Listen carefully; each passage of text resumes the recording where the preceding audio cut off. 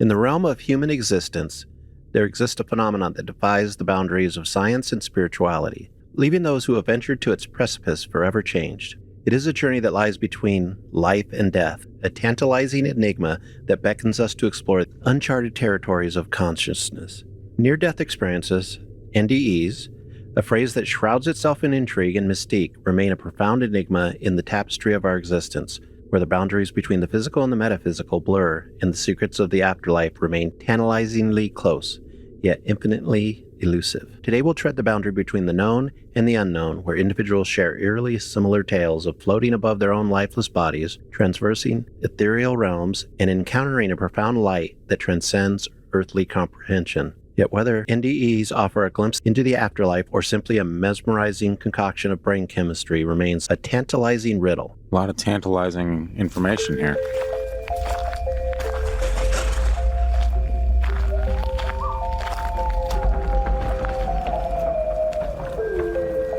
You are now entering the realm of the freaky deaky, an unsuspecting stop at the crossroads of fantasy and reality, where the frayed edges of make-believe seep into this cookie-cutter white picket world you've been led to believe is far from extraordinary. What you're about to hear are true stories. Alleged true stories. Christian, just... okay? Tales of the strange and inexplicable thought only to exist in film and folklore. Although difficult to accept, we do not know everything about this reality, about time or space, what lies beneath the ocean's depths. And try though we might, the unchanging truth remains. There are some things we legitimately cannot explain logically. We're not here to talk about that. I guess I should probably... Did I even start the show? Nope.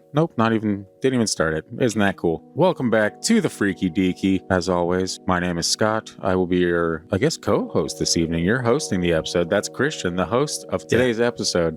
I'm present. I'm tired but present. Christian is tired but present. And normally we would ask more about that, but quite frankly, aren't we all? You know what I mean? I was in Bigfoot country for a couple days. That's right. He was working. Did not see Bigfoot, though. He was working the streets. I have a little short one. I just freeball it. Rub my large head. It's a threefer for you. Anyway, welcome back to the show. Folks, before we get into it, I would like to let you know that tomorrow, Friday the 13th, we are releasing Sleep with the Lights On our YouTube channel. So if you have not subscribed to that, get on over there at Freaky Deaky Pod and subscribe. I'm going to say this once. I'm not going to be someone that repeats this all the time. Like the video and comment if you can. Honestly, it helps more than, and this is coming from someone who never does that on other videos.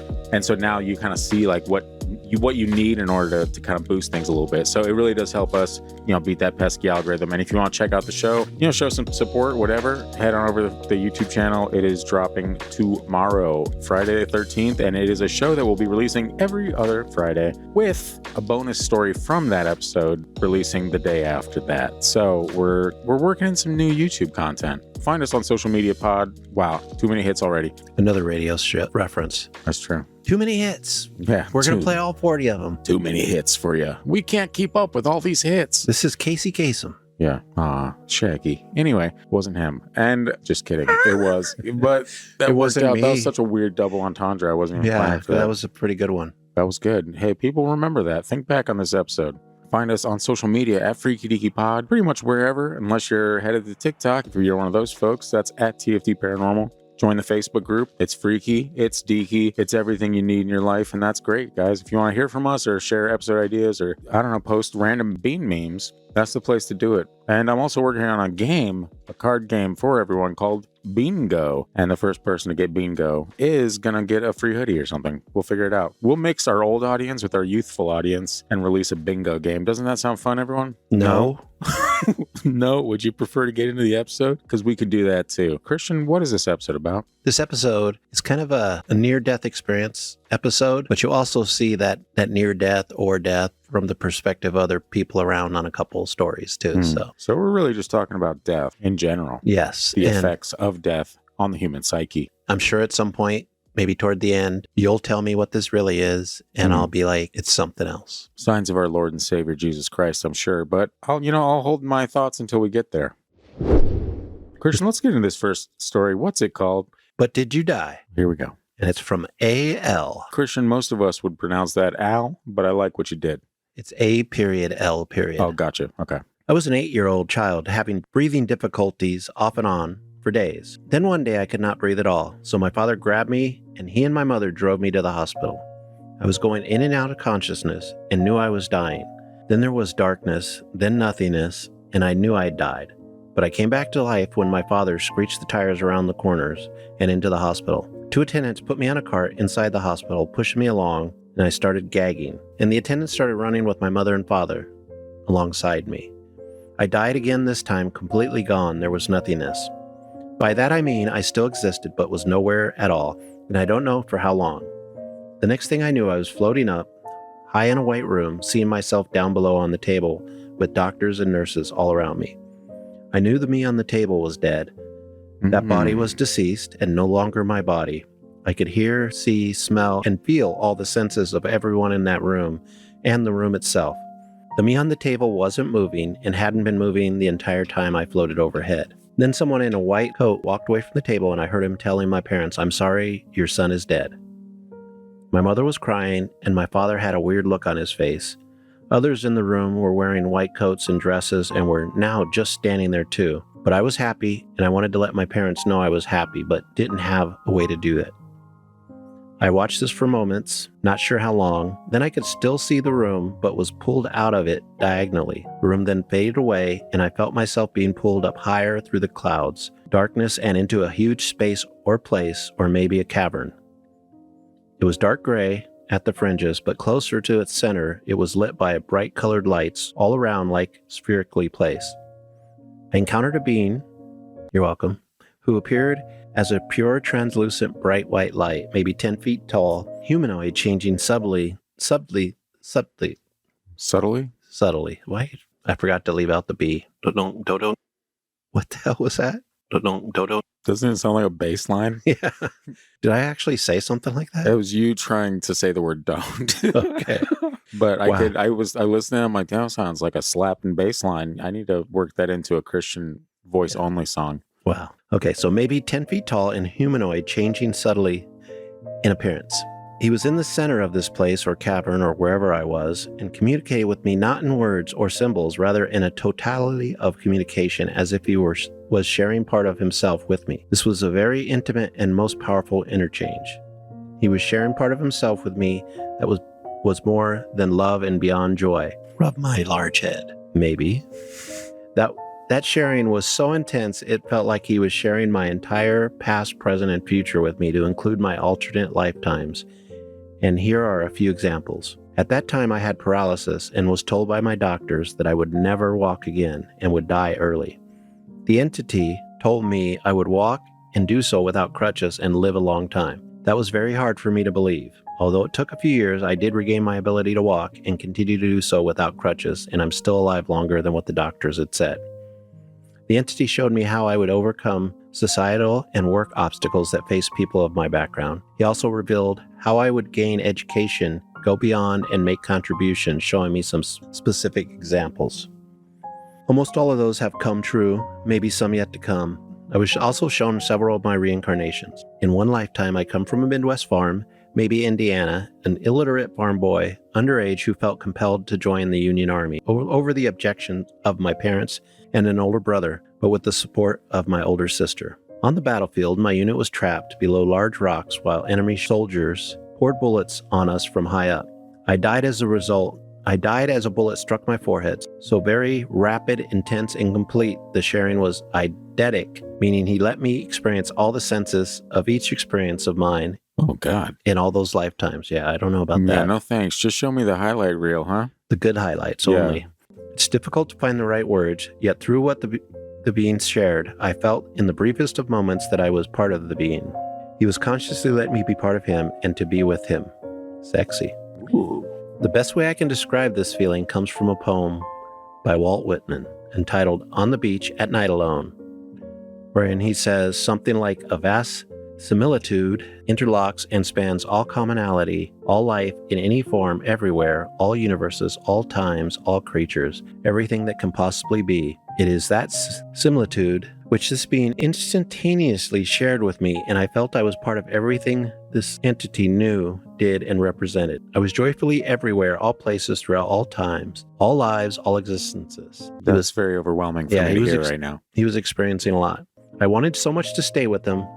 I cannot adequately describe the love, joy, and acceptance and belonging that I felt being with and part of this entity for only the briefest of instances. I'm referring to this entity as he, lowercase, because he was not the Jesus or the Muhammad, etc., or any religion. This was not a religious NDE for me. Yet this entity was beyond anything human, and I had a sense that the colored points of the light in this place were other entities directing their attention to him. I say him, but since this was of all possible genders. Canceled. I wanted to stay there, but after a pause, this entity communicated to me again, not with words or symbols, and I was told, not yet. However, the entity made promises about always watching over me and helping and caring for me in my times of need. Next, I was returned to my body, gagging and coughing, with the doctor running over to help me breathe. To this day, I do not believe this was the very same body I previously had. There were differences between the one to which I was returned and my prior body. What? Not cosmetic, but internal, as if some repairs or updates or quick fixes had been made. Much later, when I came home from that hospital, my parents verified my death in the hospital with me, plus shared the doctor's amazement at my miraculous return to life. I live and relive this experience of my first NDE often and feel everything I felt during the experience. My recollection never changes. Of course, my NDE has impacted my spiritual beliefs, and by that I mean I've come to understand that there isn't any one religion that comes close to understanding what happened to me in this experience. This entity I encountered is much more than any god, prophet, etc., expressed or worshipped by any religion, but much more, and I believe that because of this NDE. I am able to sometimes see things others cannot and do things I'm not physically or mentally capable of doing. It is said that people with NDEs can sometimes see the future and maybe see around corners. This holds true for me too. See around corners, huh? I've never heard that one, but I guess if you're doing it like in a psychic way, it might make sense. Yeah, but also... I wouldn't describe it that way, though. I have the ability to see around corners, so... He's a beware. It's a Marvel character all of a sudden. Superhero. The lamest. Sounds more DC in nature, if you ask me, but... Around the corner, man. Wow. I don't come up with superhero names. I can tell. And that's fine, honestly. Pretty wild story. Yeah.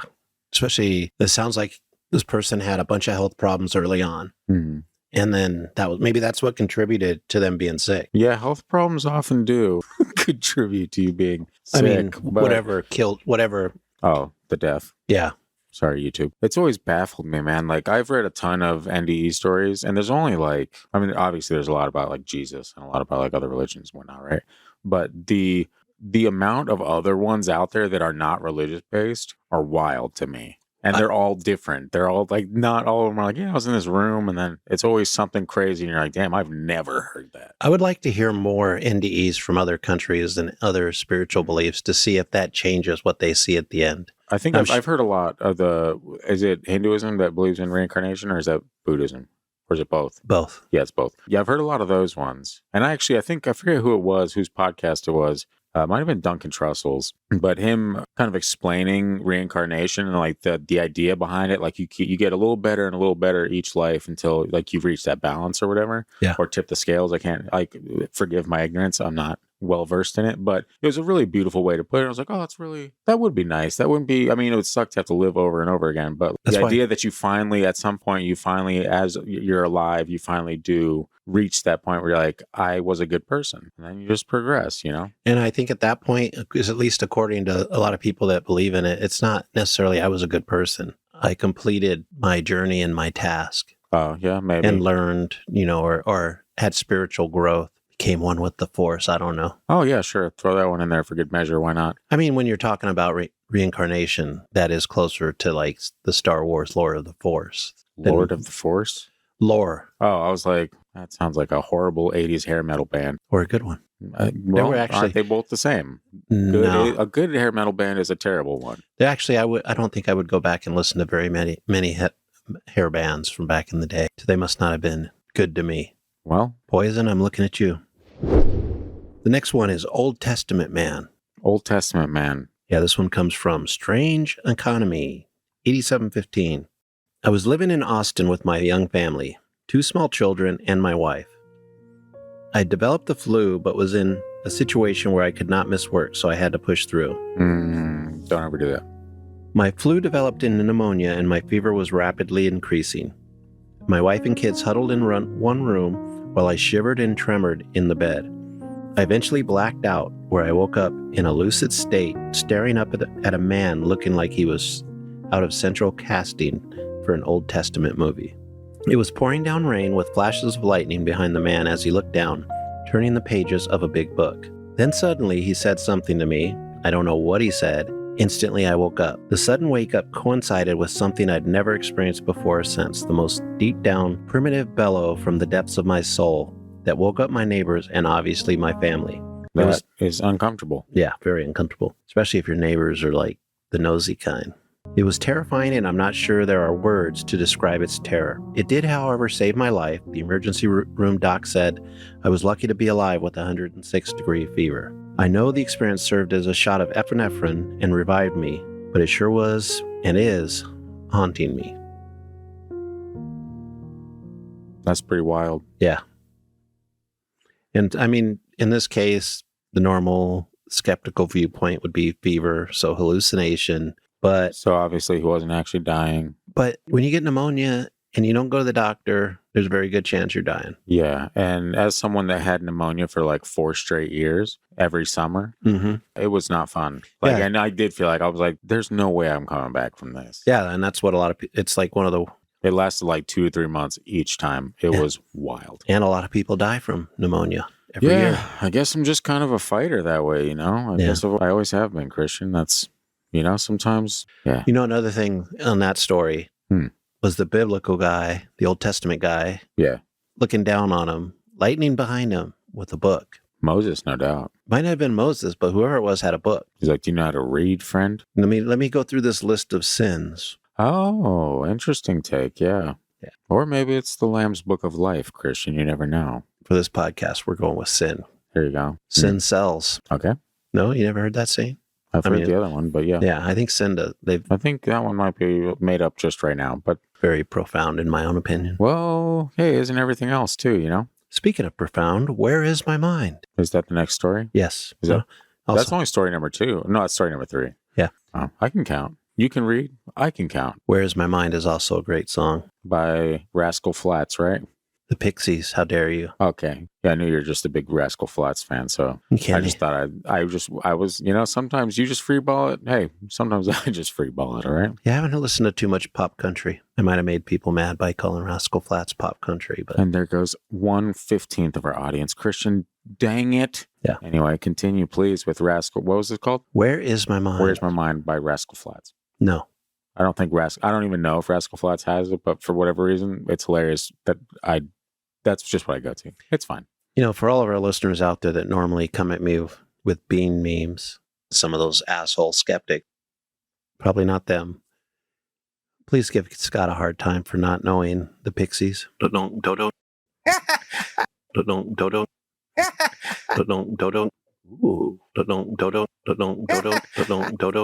I could make an entire song out of that, Christian, and I think I might. Now I know why I'm asking, where is my mind? That is also true, yeah. By Gokda. Okay. I died at a gig. Probably the Pixies, right? Probably. Way back. I think it is a Pixies. Yeah, I died at a gig, Pixies, way back in 1991. And it was the best thing that ever happened to me. It was a very crowded gig, and they had terrible N-shaped barriers of the type which used to be common on soccer terraces, which, when the crowd surged, caused ripples like eddies in water to go through the crowds. Somebody actually died in a gig in the same venue not long after. Wow. Anyway, what happened was that I was in one of the crowd surges. I was swept off my feet and pretty quickly ended up being dragged through the crowd and crushed. I was understandably pretty scared by what was going on and was making efforts to try to get to somewhere less crushed. But time and time again, I would be swept up off my feet and dragged through the crowd. After being dragged down to the floor a few times and finding myself on the bottom of a pile of people, things started to get a little strange. The first few times down, I had been pretty much as I expected. Being walked over by the crowd would be like panic-inducing and painful. Checks out. I then reached a stage where I was repeatedly having people fall over me. They would get picked up, I would get picked up, And as I hadn't the strength to stand, I would collapse again on the floor, and the whole process would be repeated. I would know I was trampled and ended under piles of people at least 12 times. Jeez. Then things started to get strange. One occasion, I found that my hearing had faded away and I was in silence. And then I noticed that I was no longer feeling pain. Things seemed to be happening in slow motion, and I could see, for example, a girl in heels, foot stepping on one of my hands, but no pain registered. Eventually, I found myself no longer constrained by my body, and I slowly floated upwards. And I remember completely calmly thinking to myself that I was at last getting a great view of the gig. I could see myself on the floor, but this didn't worry me. I was calmer than I have ever been in my life. I will never be able to express the serenity I felt floating above myself. I found myself capable of the strangest thing. Now that I was no longer constrained by being in a body, I was able to first spin and roll, and then, most incredibly, just flow around the place. It was an amazing feeling. I'd been in quite a bit of pain only minutes before, but this was not just the absence of pain. The absence of even a body had me feeling euphoric. Enjoying this new freedom from restriction, I floated upwards, and I honestly believe I was out of my body up near the ceiling of the hall, when I felt what can only be described as my body coalescing again, and I started to become aware of first feeling my head again, and then feeling sharp pain in it. I watched as below me a guy leaned over my body, and he was pulling at the only part of me he could reach, the hair at the front of my head. Jeez. Yeah. That would suck. In that moment, it was like everything stopped very briefly and I was given a clear choice. I'm not saying I heard the voice of God asking me whether I wanted to live or die. There was no voice, but I was clearly given the choice. I had been quite a depressed teen at the time, but I chose to return the light. I watched from above as the guy leaned over me and noted how cool his hand-painted scene on the back of his leather jacket was. I was quite impressed with the detail in it, and was still admiring it when I found myself dragged back into my body. I was now back on the ground with the guy pulling me up by my hair and trying to get an arm under me to drag me up. He took me up into his two arms and carried me back to the seated area. He sat me down and was checking how bad I was when I started jabbering excitedly at him about how I'd had a near-death experience and an out-of-body experience. He thought I was out of my mind, which incidentally I wasn't. No drugs, not even alcohol had been consumed. Why even go to a concert? Yeah, if you're not going to do drugs and alcohol, what are you doing, guy? He started to take me more seriously when I was able to describe to him in great detail the painting on the back of his jacket, which there was no other way I could have seen. He was suitably shocked by my account of what had just happened to me. We sat together for a few minutes and he asked me what it was like, and I told him it was the best thing I'd ever experienced and that I had come to a few conclusions, namely that there is nothing to fear in death, that all I could be sure about death is that there is no pain and that it brings about incredible peace. I was also somehow certain that, as I was completely convinced I had been given the choice to continue to death or return to life, that there was something, some source, a consciousness that gave me that choice.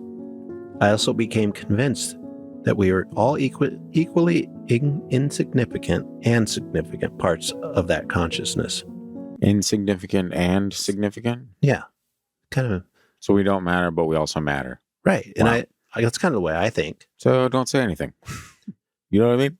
But I think it's like a good thought experiment on both ends to find your place in life. Like you're really just a small piece of this world. Yeah, no, I get what he's trying to say, but they cancel each other out very quickly. Yeah, I would have used a different phrasing maybe. It took a matter of weeks for the bruised... There's a lot of misspellings here. We got trampled at a gig, Christian. Cut the guy some slack. No. Or gal. We're not here to assume. It took a matter of weeks for the bruises and cuts I had suffered to pass, but it took a lot longer for the sense of peace it brought me to wear off.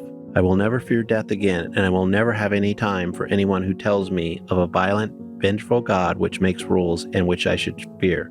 Because I've been there, I felt it, and all it is love. Well, yeah. All you need is love, man. It's all love, bro. What a way to go. I was thinking that the whole time. Being trampled at a concert? No, thank you. I was caught in a crowd like that one time. Not at a concert, but it was at a record signing. That would equally as terrifying. Yeah. They're like the exact same crowd, just different venue. And at the time I was married, I had a pregnant wife there with me. And it was pretty scary. It was supposed to be like a small record signing for Depeche Mode. And then it got on the LA radio station, KROQ, world famous. Okay. KROQ. Wow. And so many people showed up. They had to cancel it after like 20 minutes because windows were broken. We got national news coverage. What a weird reaction to Depeche Mode being around. Like everyone losing their mind. Kind of surprised me too. I didn't know they were that popular. I just thought it was a weird band I liked, but they were super popular. They still are. True. So, yeah, I mean, but it was scary as hell. I believe it. Yeah. Yeah. You got to think about the type of person, like the sheer balls that someone has to do, and like big heart, compassionate person has to see someone that is getting trampled and risk their own life to grab them. Complete total stranger, grab them by the only way they can, by their hair. That is, I don't know, like you like to think you would, right? You like to think that you'd be that person that helps someone, but in a situation like that, I'm not entirely sure that I would. You might not even notice. Yeah, that's the thing. It's the fact that someone even saw him and then took it a step further and saved his life, like literally, it's just wild, man. Pulled him out by the hair. And that is, maybe he had longer hair, so maybe it didn't. Like I picture my shorter hair and him just like. But he's talking about a gig. It sounded like it was everybody was pretty riled up. So I could see long hair being a part of it. True. Yeah. Long hair and good music. Leather jacket, acid wash jeans, maybe. Maybe. Well, I mean, that was a big thing back in the day. Yeah, it was. I believe I had a pair. Ooh, yeah. That's what they said. Ooh. All right, the next one. This skeptic is sold. Some of those asshole skeptics. This one is posted by Broken Girl 19615. I feel like when somebody puts that many numbers, there's like a secret code that only some people know. And I want to know. Okay. I'm a skeptic, but now I'm sold. The end. No, like, wow. Title in the first line. Very nice. So I recently started working as a 911 dispatcher at a police department in Oklahoma. I love it. Tonight, one of my coworkers was talking to me about ghosts, and I told him I didn't really believe in them. And he said, "Oh, you will." So later on in the night, it was about 3 a.m., the 911 or a 911 phone call. I know. You keep saying, I'm like, there's guaranteed to be at least 5 people out there like, what is a 911 dispatcher? Yeah. Always remember or never forget. How do I get that wrong every single time? I always forget. Forget what? It's always, no, it's never forget is the thing, like the whole slogan for, and every single time I say always remember. But you were young though too, so. No, I remember exactly. I was on a bus listening to Kiss FM. Oh, 11 years old. Yep, thought it was a joke at first. Rick D's in the morning. I know, it's tell us what time it sad. Is. Wow. So many years growing up here, hearing him since I was a little kid until I had kids. I don't know what the theme of this episode being radio talk for as long as it's been. There's been like 6 instances where the theme of radios has come. And we've never talked radio before. The 911 phone rings. This is not a landline. It only answers and rings for 911. He says, "Come get this phone." So I do. I answer the call. Immediately I hear heavy breathing. I proceed to ask if they can hear me. Who's calling? And after 43 seconds, they hang up. Ghost. His coworker laughs and turns and points to the map. The phone number was a landline and plotted in the middle of an old base camp cemetery just outside town. Nobody lives within 5 miles of this place. The mapping on the 911 landlines is always within 5 inches of the caller. It's accurate. He then told me to redial the number. I did. The number is not available. He then proceeds to tell me this happens every night. The supervising officer came in and asked him how long this has happened. He said every night for at least 23 years. That's how long he's been there. They used to send officers out, but it's gated and there's nobody there. So not really a near-death experience, but also like one of those ones where you're like, what is going on with death? You know, we've heard about that kind of a story, like the tsunami episode. Yeah, true. What is going on with death, I wonder? I thought you knew. I mean, we've had a couple of those phone call ones. It's just strange to think about. And then, how could you not believe random shit after that? Yeah. You know what I mean? You'd be like, exactly. Well, I guess I have to. I guess there are ghosts and whatnot. I mean, somebody could have been playing a joke on them, but this happens a lot. For 23 years? I don't know about that, man. That would be the longest play of all time. And what is this entity trying to communicate if they've been calling for 23 years? Well, Christian, this being is trying to communicate. No, I don't know, man. That's like an example of the old stone tape. That's what that would be. But to be on repeat every single day, now that's crazy. That's a lot of time. That's super nuts. Dead During Bypass Surgery Oof. by DWP for you. So the Department of Water and Power for you. Well, that's helpful. 20 years ago, I had a bypass. The surgeons convinced me to not go on the bypass machine as my heart was in perfect condition, and there are always risks of side effects when being placed on the bypass machine. So I signed the waiver to release the surgeons of responsibility so they could technically kill me and then bring me back. I don't know if I could ever sign that. That would be rough. That would be so, that would be such a hard, we're going to kill you. I'm sorry. I fail to see how this is helpful. Yeah, I think if my doctor sat me down all like house style and tried to tell me that, I'd be like, Christian, we got to kill you. Yeah. Like, well, that's great. I'm like, I'm not convinced yet, but I think I need you to bring in the hospital psychologist to help out. Yeah, I'm going to need another mind on this one. Okay. Second opinion on whether I'm going to let you kill me or not. And the third opinion, if both of them are for it, I call my mother and we get her opinion. We know what that opinion's going to be. I was anesthetized, and then they proceeded to do the surgery. They cut open my chest, cut through the sternum, deflated the lung to gain access to the heart. The details, Christian, we don't need all this. Cut open my left shin to gain access to the donor vein. And cut their life into pieces. This was their last resort. Yeah, it sounds like it. That should have been the name of the story. Yeah. And then they packed my body in ice to slow down my heart. Then they stopped the heart, did the bypass, and once the surgery was done, they used the small wands, spoons, paddles. You know what they are. Harry Potter? Paddles. No, they use their small wands. How do you know they're small? You're just judging.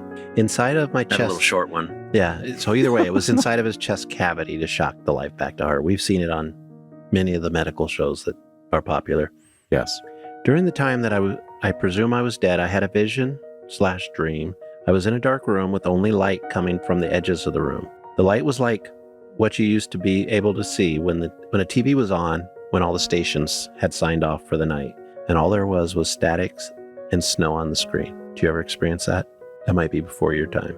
Snow on the screen? Yeah, that when all the shows went off. Mm-hmm. It was flickering and strobe-like. I could feel that there was a mass of people all around me and that we were being herded or moved in one direction. I could feel the other persons pressing against me, pushing me. I was in that moving mass of people for what seems like a long time.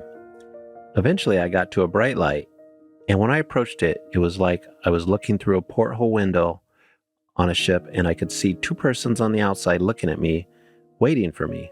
Once I got to the door, I came out of anesthesia, and I was in recovery room with two of my closest friends looking down at me.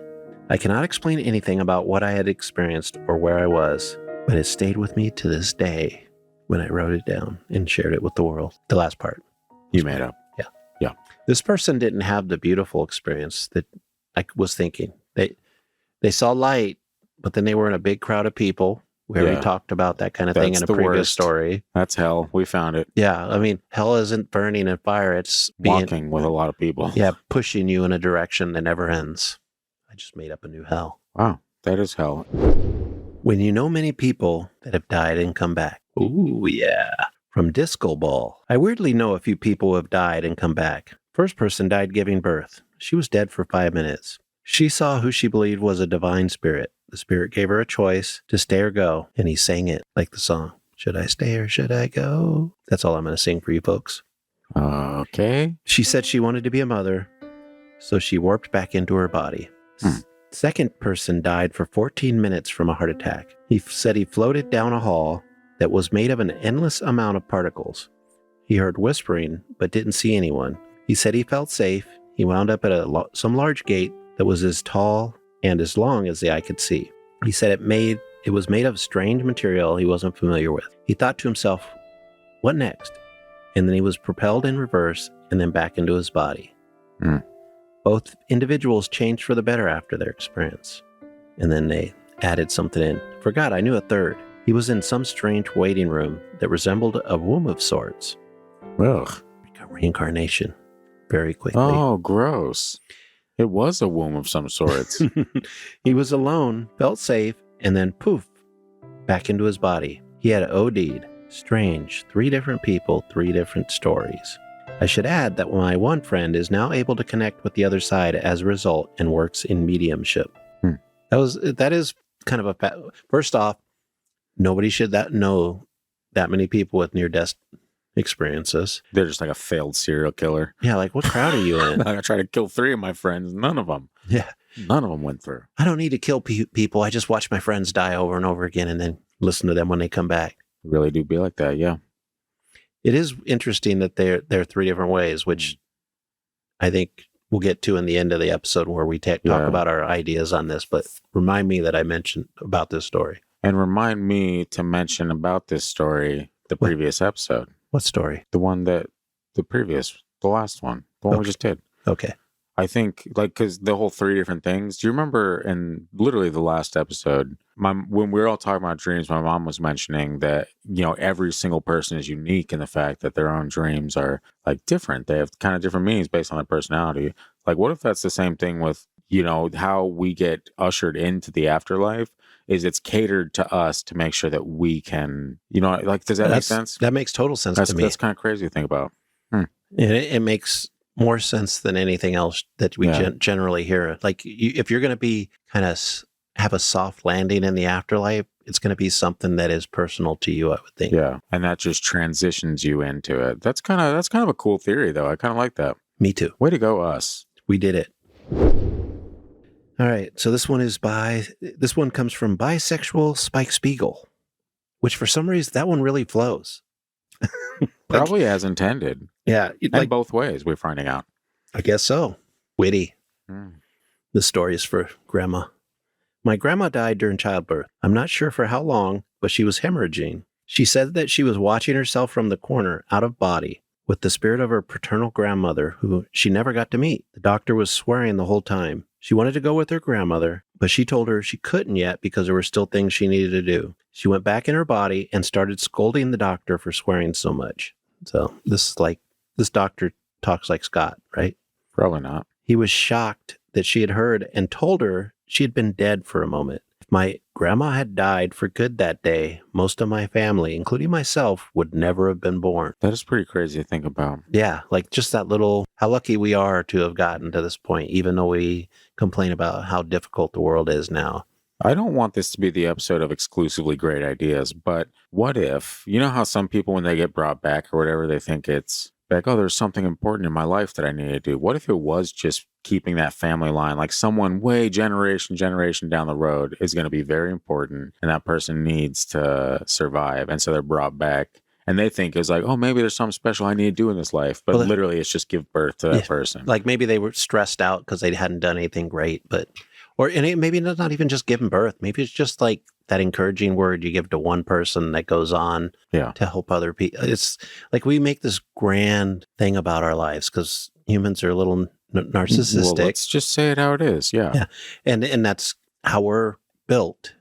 So it's not that it's bad or good. It can be either one. We imagine that when we come back, or in a lot of these stories we hear, your work's not done. You're like, oh, do I need to save the world, cure cancer? Yeah, you're not important. It's actually 10 generations down. Your great 10 times granddaughter is going to be the new president, and she fixes everything. Or maybe not even anything that big. Just somebody local in the town that makes a difference. Like we always, it's the same thing with reincarnation. Everybody wants to be like a king or a queen. Yeah.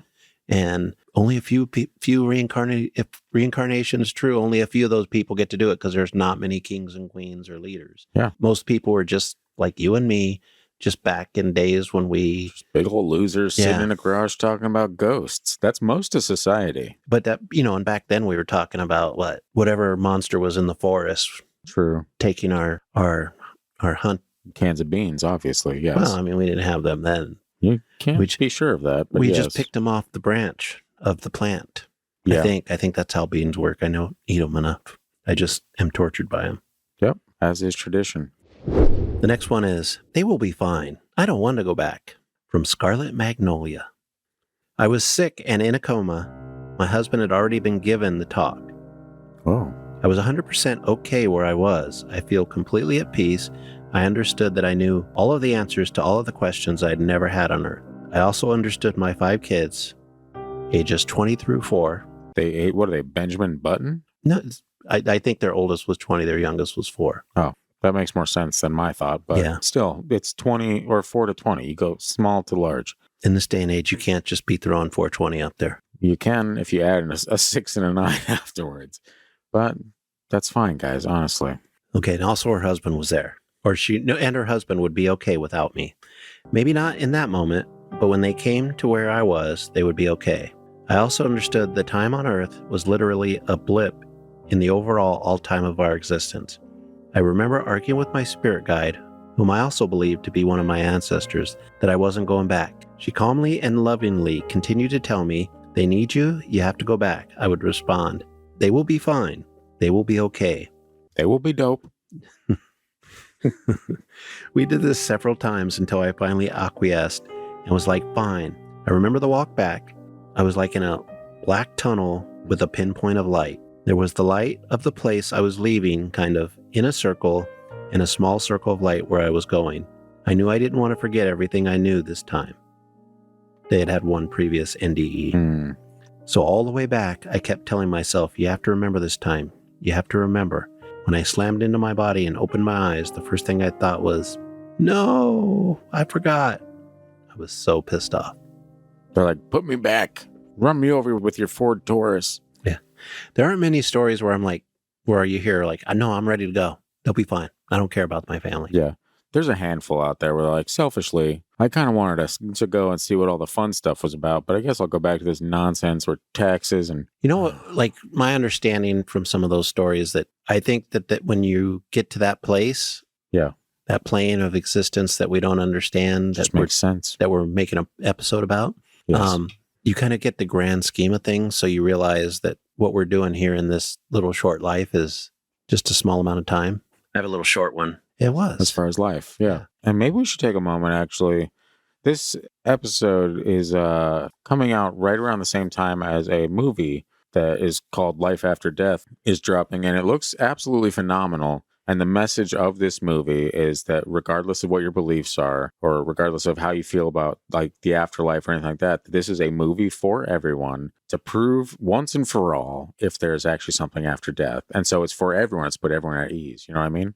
That's kind of cool. I kind of like that. That's a cool mission to have for something. It is cool, but I'm not sure they're going to be able to prove. No, but they're putting it out there as like, this is what we found. Well, and in this case, and I think, and I won't just, a lot of religions sometimes forget that there are other people in this world that are worthy and have the same experiences, just not within the same religion. So it's important that you put that out there because somebody may not have the same beliefs, but they may still experience the same thing. And that's where we get all these stories from. Not everybody out there that's having these experiences are Christians. Yeah, exactly. And this is technically from Angel Studios, which is kind of hit or miss with folks these days. I think they do great work. The Chosen is an amazing show. And so people will probably go in thinking that it's like a whole religious thing, but you can actually get free tickets to it. You can like, literally, it's like a pay it forward system in select theaters. The trailer looked amazing. I'm going to try to drag Christian to go see it because it just cinematic alone looks amazing. And I'm a nerd like that, so I need that. I'm sure we can go see it, but the stories will be good too, I'm sure. Giving away tickets for free makes me wonder. Oh, no, it's buy one, get one. So you're really like you are giving it to someone that can't afford it. If they want to see the movie and they can't afford it, anyone can go and get one of the pay it forward tickets that someone's already purchased. Best way to get somebody in your church. Yeah, or into a movie theater for a movie that you just filmed, which is actually probably the smartest thing to do. And big studios should take the same thing. I mean, they're doing well. Give us free movies. That's what we want as the people. Anyway, it's just interesting timing as always. This episode comes out around the same time that movie comes out. And so now I got to go see that movie. I'm connected. We are one with the world. I haven't had a near-death experience yet. Our Gaia mother. Oh my gosh. That's me making fun of you. That almost never happens on show, so take advantage. Oh yeah, for sure. You never make fun of me. You know what that sounds like? I'm just now knowing a classic blues line, like old school blues, like da-na-na-na-na. You know what I mean? Oh yeah, I know what you're talking about. We should write a blues song and then use that as the bass line. Don't. I lost my puppy the other day. Don't. This next one is Radio Waves by Vago. I was pretty dead after a car accident. Well, that happens sometimes. Back when you could ride in the back of pickup trucks, we were T-boned in an intersection, and I went into a tunnel of light. Chose to come back because I was given a choice. I missed my family, friends, and my cat, so I came back. Priorities, that cat. Yeah, you're like, peaches. I have to deal with my cat, right? Yeah, you get to deal with your cat. Okay, I'll put up with the family. I remember the tunnel being a white gold color, very warm, friendly, and inviting. When I woke up in the street, I was bloody, cold, and in shock. Oh, yeah, not fun. But I knew what had happened a moment before. Chalk it up to extreme blood loss or dopamine release or what have you. But I know what I saw. What I got from it was that our perception of life is much like a radio that is broadcasting one frequency you can hear, but actually broadcasting all the frequencies all the time, but we choose to only tune into the one. There is so much more to life and death than what we were told. Be good to one another and yourself. It matters in the end. Ah, very nice. It really do be like that, though, as much as I poke fun. That's an interesting theory on the radio signals. But it also kind of makes sense, no? It gives you a vision, like it helps you visualize kind of such a complex thing. You're like, oh, we're just picking up on this frequency for now. Yeah, maybe you can tune into other ones if you concentrate. Yeah, and maybe that's why people have these different experiences that sometimes have. You're just on a different wavelength. Yeah, or maybe that's what different religions operate on. Maybe. So, what do I look like, God, Christian? Because I'm not. This next one was written by Adele. It's called Dad Calls from the Other Side. Not really written by Adele. It was Power Packham. Somewhere on the internet, there's a video of me that I filmed in my Las Vegas apartment when that song came out. And it was a very short film about me sleeping in bed and the doorknob to my closet starts jiggling and opens up. And it's kind of like a terrifying thing. And it eventually, what pops out of that hole is me in a sheet with a sign that says, I'm sorry. And it's Adele's Hello from the Other Side that's playing. And so it turns into a really weird video very quickly. And I did that because I was bored one day. And it turned out amazing. Sounds Ku Klux Klan-y. Yeah, because I said sheet, Christian, but we weren't setting a cross on fire, were we? No, we were saying sorry. Which, if anything, is what, we're not going to get into that. My dad passed away on August 8th. Last night he called me. I fell asleep on my mom's living room couch with the TV on. I tucked my phone under the pillow under my head. It feels like about an hour has passed, and I feel my phone vibrating like someone is calling me. I look at it, and it's from Peanut. I answer and sleepily say, hello. My dad comes through the other end, staticky but very clearly him, and he says, hey, like he always did, with a bit of surprise in his voice, like, wow, it worked. I say, oh my God, hey. And he says, my phone isn't working, or I couldn't get my phone to work, implying that that's why he called me from Peanut's phone. He says, I've been trying to call everyone. I just wanted to tell you I love you and I'm safe. He goes on to say, I'm in room 4 something. It was a 3-digit number, definitely beginning with a 4. I tell him I love him too, and I'm glad he's safe, and I ask him to repeat the last part again because I didn't hear the room number. He says the I love you and I'm safe again, and then said the room number again. Once again, I couldn't make it out because it got too staticky and the TV was too loud. I say I love you too, Dad, and I don't remember the call ending, but I remember waking up into the exact environment I was in and wondering what just happened. There were a few other details. It sounded kind of like him when he was sick on the phone, but definitely improved a lot. I was watching Family Feud when I fell asleep, and infomercials play on that channel when it ends. An infomercial was what was too loud in my dream, and the same one was playing when I woke up. No one in my family has any idea who Peanut is. Like, I'm sitting here thinking that it was a family member. Yeah, like some kind of... Wow. Yeah, you know what's wild about that? Is that there is... I forget who, but there was... I heard a story about like spirit phone technology and stuff like that. And there was this one guy, God, I wish it was probably believable, I'm sure. But there was this one guy who swore he had like a spirit radio that people could actually like show up and it was like a show. That. But it, like, there's like stories connected to it that you're like, holy crap, like it sounded pretty legit. I mean, you obviously can't tell from being where we are, but the stories that come from that, it would be interesting to look into. But this story actually reminds me of that a little bit, like almost like I just picture ghosts on the other side, just next to like an old timey corded phone and like just trying different things and be like, oh my God, it worked. Like getting in touch with us via radio, like via airwaves. And then being so shocked at work, you weren't even... Yeah. It worked that you weren't even prepared for what you were going to say next. Yeah. That is, yeah, man, too many questions on this podcast, man. We got to do a show where we know all the answers because this is difficult. If we knew all the answers, it wouldn't be worth having a podcast. That's true. We really wouldn't be the heroes that we are. I agree. We are heroes. We don't use that word lightly. No, I've known I was a hero since I was young. My mom told me. Well, there you have it. And you got to believe moms when she says nice things. Only then. The next one is called To Come Back Means Great Suffering. From My Lily Marlene. I was not the one with the NDE. My brother-in-law had it. He told me about it before he finally died a second time and never came back. Will had been a very strange, angry man throughout his life. He scorned the idea of life after death, God, or religion. He was a brilliant man, but cold, sarcastic, and cynical. You see, his father, the head of jails in a major city, beat Will and Will's mother, so trigger warning, beat Will and Will's mother mercilessly. He was scornful of women and alienated my sister from her friends and family. He particularly disliked me because I was opinionated. They had 2 children, and both kids have autism. The oldest is 17 and had Asperger's. The youngest is now 14 and has autism very severely. At the time Will died, they were 8 and 11. He had colon cancer, and at one point after he first got sick while he was at the hospital, he died with a blood clot going through his heart. He told me he was watching them work on him in the operating room, and he knew it was 5 a.m. He then found himself in a beautiful park and found himself lying on the ground in the grass.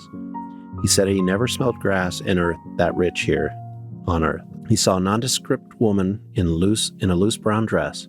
He said she was kind of dumpy looking. He asked her if he was dead and was he in heaven. She said he was in a sort of holding place. She told him he had a choice. He could stay there or come back. But if he came back, he would end up suffering badly. He said he had to come back here because he could not leave his children. He was then immediately back in his body. He lived another 4.5 years and transformed radically. He apologized to everyone he could about being a mean, angry SOB. Wow. He said he'd had enough anger in him. He felt he could kill someone. He was not 100% changed, but he now knew he had to ask for forgiveness and forgive. He then called people he went to kindergarten with and apologized. He went to some NDE groups to try to understand what happened to him. He then started on his way to becoming a Sufi. You know what that is, right? I believe so. It's like a form of religion related to Islam, kind of, or Muslim. Oh, okay, yeah. For whatever reason, the cancer came back, and he did not try to save himself immediately. This caused the cancer to become uncontrollable. True to what the woman had said, he suffered terribly. The end. Got to give the guy credit, though, because he was a jerk, sounds like. Mm-hmm. But he did want to come back and take care of his kids, and it was important to him and worth suffering. Yeah. And he came back and he was a little bit nicer. And it's you think about, and that's probably the last story of the episode, yeah. And so we'll kind of close it on that. But you think about an interesting, when you hear someone say he even called his, like someone from kindergarten and like apologized to him, you might think that's like overkill. But what's interesting about that is how many memories do you have of like just weird things, grade school incidents that were kind of traumatic, or someone yelled at you or something like that, that just stuck with you for so many years? Like getting a phone call from one of those people and being like, hey, I'm really sorry about that. How freeing that would be too. So it almost does feel necessary. Like you can really help heal a lot of people with that. Yeah, I would think so. And I mean, that just shows you the people that are not always nice also continue to suffer from the way they act, and they don't understand it until maybe they're at the end. And sometimes it's too late. Sometimes you don't get a choice to come back. Yeah, that is interesting. These episodes always get me, man. I always want answers, and we're never going to actually have that, you know? But at least we're not alone. Everyone listening to this is also like, well, I really wish I understood any of that. And if they do, then they should really write it into the gang at thefreakydeaky.com and explain it to Christian and I, because I want to know. Yeah, we're both pretty baffled by this stuff. But what was the thing we were supposed to bring up again? Couldn't tell you. That was at least 8 minutes ago, Christian, and your boy doesn't have the memory for it. I asked you specifically to remember. Let me check really quick. The story about the 3 different experiences. Boom. I remembered it. Good job. Do you have a theory on why people have different experiences? Yeah, but I said it immediately after that. It's the whole, like, we're unique individuals. So what if we do actually have our own unique? It makes sense that we all have our own unique thing that happens to kind of usher us into that afterlife. And so regardless of what religion you are or anything like that, like, it's catered to you. So of course you're going to, maybe see that. I don't know. It's kind of a beautiful thought. I just think that, like, when we move on, there's a place for all of us. And it's not like we shouldn't be afraid of fire and brimstone, because if there is such a thing, it would be reserved for a very few. I know as a Christian man, growing up, there's always that kind of like, as a kid, you don't fully understand like the idea of God or anything like that, but you'd hear like, especially in the 90s, you hear church people be like, yeah, you die and you stand before, you're going to have to stand in for all the things that you've done. You're going to have to be able to answer for all that. My imagination of a mind hearing that, I could not help but picture it, and it was terrifying. The fact you just picture yourself in this very tiny, like this gigantic theater, and you're just this tiny thing there standing before like this gigantic chair, and there's like a being in that chair that's like, oh, you remember when you slapped your brother in the face while you're going to hell, you little bitch? And you're like, Yeah. oh God. Like, that's how I pictured it, because like the way it was described, like the afterlife and hell, or even standing before God or anything like that, like was terrifying to think about. But one good thing about going through these episodes is you kind of get that, like you kind of get to, as an adult, you kind of get to reshape it a little bit. Be like, maybe I should forgive the way that I used to look at things, and be like, hey, maybe there's different theories out there, you know? There's a lot of stories. I think that those people that push that like hardcore, if you think bad thoughts about Sally, or if you lie to your parents, the ones that push that agenda are doing a disservice. It's like Westboro Baptist type stuff. Yeah. But it's also a little bit more, it's been mainstream. It was pretty heavy, like when I was growing up. I know that for sure. It was definitely a little heavier. I think it's been pretty heavy since probably like the 1200s. Yeah, it's more love now, though. I'm noticed. At least the churches that I've gone to in my adult life, it's always been more geared towards like... There's still a lot that don't go for that. Oh, I'm sure, yeah. And I think that's a problem. It's also like we're the only ones that are going to be saved in the end. I don't think there's one path. Yeah, I don't know. It's these... What I'm trying to say essentially is these episodes always get us thinking. You know, they always get us... It's just interesting to hear stories like this. You know what I mean? Yeah, it's just there's more out there. I don't think we're supposed to understand it as much as we want to. And we won't. And that's until you actually experience it. Right. That's that whole Winston Churchill dealio. And even these people, they come back and they don't really understand it. Yeah. They may change because they understand that there's more to life than the way they're living. Sure. But they really still don't, none of them sound like they totally understand what happened. It's just this crazy experience that... But one last thing before we go, skeptics are going to say this is lack of oxygen. Mm-hmm. But they're wrong. But plain me, and simple. As a skeptical person, that does not feel like what it is in this case. There's just too much going on. It's not the same thing. Just because people have different experiences because of the way they view the way they navigate the world. Yeah. Is fine. That is fine. But it just seems like there's something else going on. And, you know, we're going to get to the bottom of it. No, probably not. Feels like there's consciousness after you pass. There is. But less pain. Yeah. Less pain. Everyone. No. Unless you thought bad thoughts of Sally, then you're going to hell. Yeah. Yeah, suck on that. Anyway, that wraps it up. Guys, if you enjoy the show, please take a second of your time and rate us 5 stars. Wherever you're listening, it really does help us grow out the show. Remember, subscribe on YouTube. Sleep with the Lights On is debuting tomorrow. We hope you have a spooky Friday the 13th. We know we will. And I'm not sure. Maybe we premiere Sleep with the Lights On. You're a night owl, Christian. When it releases, you could be in the comments with folks. Yeah, that might be fun. I'll hang out there, so if you want to drop a comment, I'll pay attention. There you go. What a fun idea, guys. We'll see you tomorrow on our YouTube channel at Freaky Deaky Pod. You know the other socials. If you have a story of your own near-death experience or otherwise, send it to the gang at thefreakydeaky.com or leave us a voicemail at 801-997-0051. We will see you right back here next week on the Frankity Dinkity, where we'll be diving into some stories about the Manger Hotel. Oh, it's a haunted hotel. We're going to go to a haunted hotel. Yeah. We're not going to one, but Christian is taking us via the beauty of the written word. Anyway, we'll see you there next week on the Freaky Deaky. Can't say it now. Goodbye.